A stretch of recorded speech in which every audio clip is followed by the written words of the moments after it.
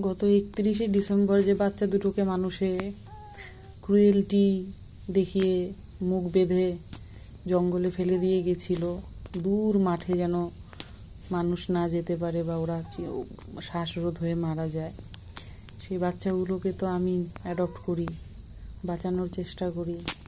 এই হলো আমার প্যারালাইজড মা ডগিটা, যাকে আমি প্রেগনেন্ট অবস্থায় রেস্কিউ করেছিলাম।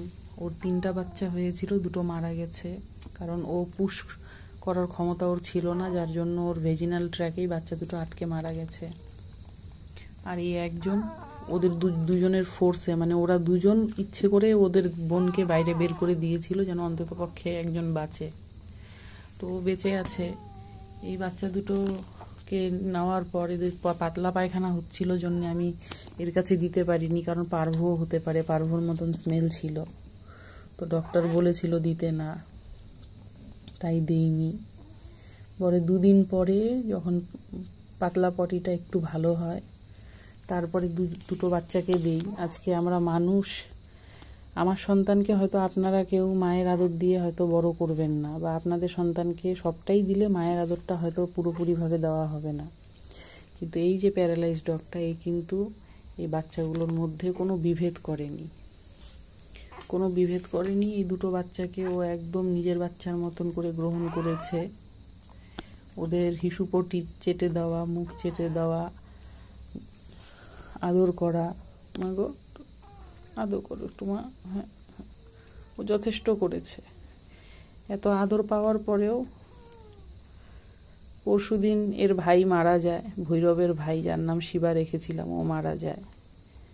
তো ভৈরব ভালোই ছিল, 3 দিন 4 দিন ও খুব সুন্দর করে মায়ের দুধ খেয়েছে, কিন্তু শিবা মারা যাওয়ার পরদিন থেকে ভৈরবেরও শরীর খারাপ হয়ে যায়। অনেক মেডিকেশন চলে, ডাক্তার দেখানো হয়, ওষুধপত্র দিয়েছি, কিন্তু মানে খুব একটা ভালো সিচুয়েশন না।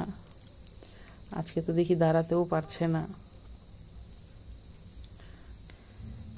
এতক্ষণ আমার কাছেই ছিল, রাত্রে বিকেল থেকে আমার কাছে রেখেছিলাম, সন্ধ্যায় ওর মাকে এখানে দিয়ে গেছি পড়াতে। পরে আবার রাত্রে 11টা নাগাদ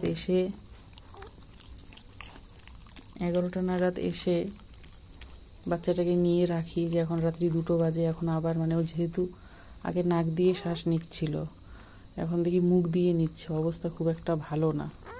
তাই ভাবলাম যে না, শেষ সময়টা ওর মায়ের কাছেই থাকা দরকার, ওর যশোদা মা। মা গো